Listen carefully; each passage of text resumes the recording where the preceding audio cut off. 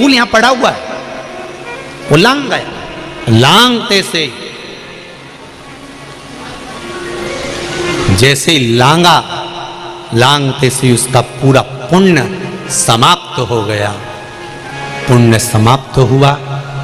पुष्पदंत का जैसे ही पुण्य समाप्त हुआ, समाप्त होते से ही राजा चित्ररथ ने उसको पकड़कर कहा, रे पुष्पदंत, गंधर्व होकर फूल की चोरी करता है, पत्ती की चोरी करता है? तेरे शरीर में कष्ट भोगने के लिए रोग उत्पन्न होगा। पुष्पदंत का शरीर बेकार होने लगा, आंख से आंसू बहने लगे, रो पड़ा पुष्पदंत। मुझे नहीं मालूम था कि शंकर भगवान का निर्माल्य पड़ा। मेरा माताओं से निवेदन है, मेरा भाइयों से निवेदन है, बेटा बेटियों से निवेदन है, बच्चों से निवेदन है, शंकर के मंदिर में जा रहे हो, सावन के महीने में ढेर सारी पत्तियां इधर उधर पड़ी रहती है, बोलो सही है कि गलत है? ढेर सारे फूल यहां वहां पड़े रहते हैं, आप ध्यान नहीं देती हो, आप तो लांग कर चली जाती हो। आपने तो देखा, अरे गिर गया होगा, कचरे में हो रहा है, मिट्टी में हो रहा है, कीचड़ में हो रहा है, कौन उठाएगा? आप एक बार जो पड़ा हुआ निर्माल्य है, जो पड़ी हुई फूल पत्ती है, मेरा माताओं से निवेदन है, मंदिर में कहीं पर भी पड़ा हुआ कोई सामान दिखता है, आप उसको उठाकर एक और रख दो, लांगना मती।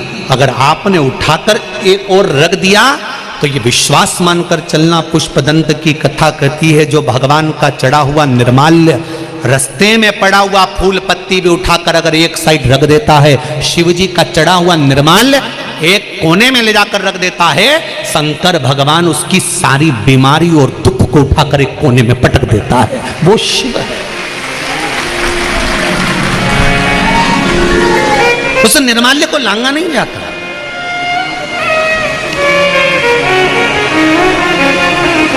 हम कई बार कहे, आज फिर कह रहे हैं, आज फिर कह रहे हैं आपसे, शंकर भगवान को जल चढ़ाने के बाद थोड़ा सा जो जल तुम लेकर आती हो, उस जल को घर पर जब छींटते हैं ना, तो उससे ना जाने कितने दुख, कष्ट, रोग, बीमारी, तकलीफें, या किसी ने अपने ऊपर कुछ कर भी दिया हो, तो वह शंकर भगवान पर चढ़ा हुआ जल का मात्र छींटा दे देने से हमारे घर से दुख और तकलीफें बाहर निकल जाती है। शिव के जल में वो फल है। पुष्पदंत की कथा करिए, निर्माल्य मात्र रखा था, मात्र निर्माल्य बिछाया था और कपड़ा डाल दिया, उसको लांग गया तो पुष्पदंत का पुण्य चले गए। विचार करिए।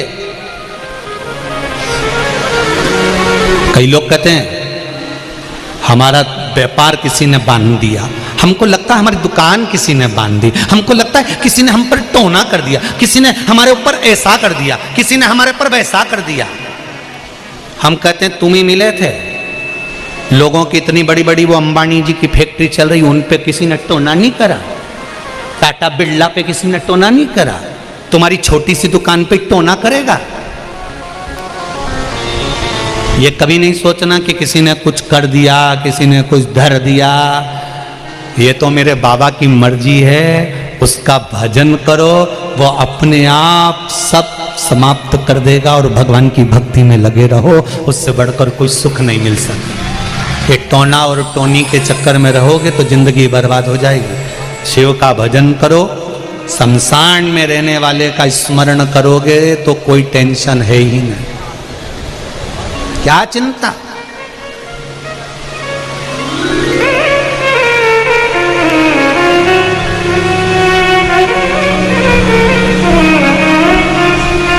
पुष्पदंत रो पड़ा, पार्थिव शिवलिंग का निर्माण करा, उसकी पूजन में लग गया, शंकर भगवान की पूजन में लगा, और पुष्पदंत ने एक स्तोत्र भगवान शंकर की पूजन में पढ़ दिया, जिसका नाम शिव महिमन स्तोत्र हो गया।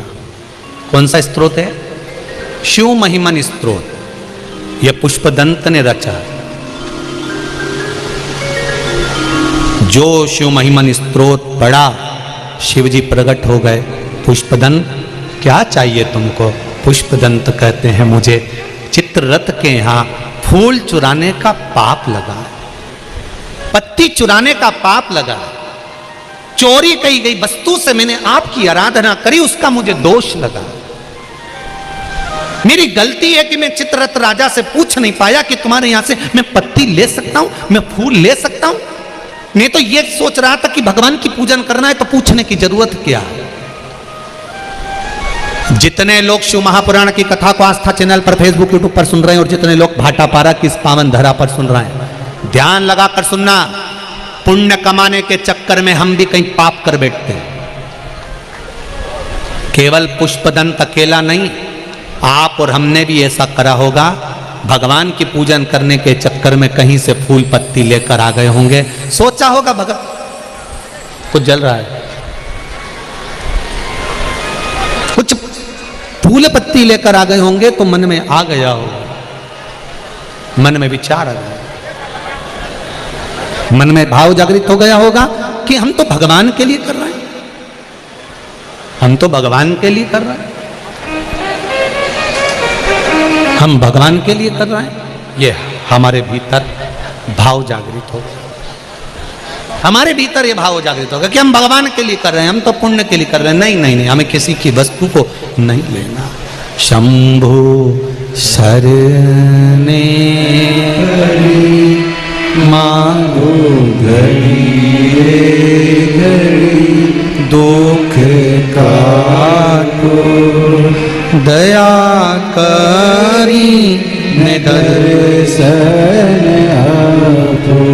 ये मन का भाव जागृत हो, ये विचार हो जाए। भगवान पुष्पदंत ने जब भगवान शंकर के पार्थिव शिवलिंग का पूजन करा, स्मरण करा, शंकर भगवान का शिव महिमन स्तोत्र का पाठ करा, शंकर भगवान सामने प्रकट हो गए, शिव सामने आ।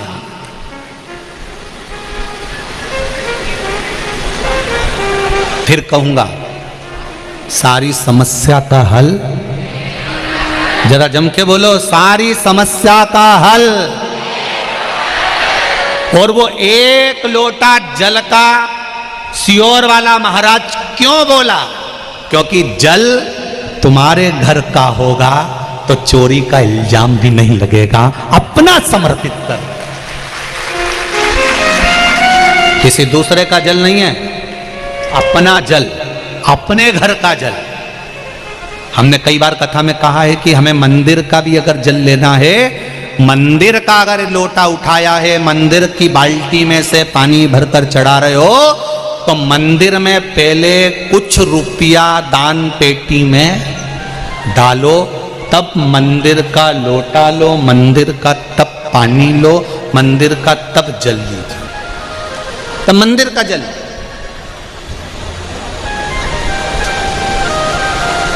तब मंदिर का पानी लो, तब मंदिर का लोटा लो, तब मंदिर का जल। आपकी चित्तवृत्ति में यह बात रहना चाहिए, सारी समस्या का हल एक लोटा जल। पर सावन के महीने में 2 लोटा जल। सावन का महीना चालू हुआ था जब एक बेलपत्र चढ़ाई थी, बोलो तो।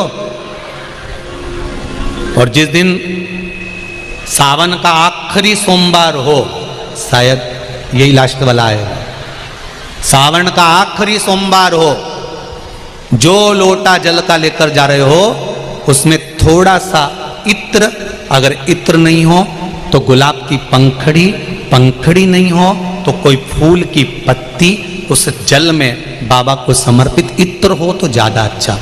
आखिरी सोमवार को या सावन महीने का आखिरी दिन आप शिव को जब 2 लोटा जल चढ़ाएं तो उसमें इत्र का भाव रखकर, कामना कर कर, त्र्यंबकेश्वर बाबा का स्मरण कर कर और महामृत्युंजय मंत्र को जपते हुए। कौन सा मंत्र? ये वेद का बड़ा सुंदर मंत्र है, इसको चिल्लाकर नहीं बोला जाता, भीतर से बोलिए। एक बार वाद्य यंत्र के साथ आप और हम भीतर से बोलें।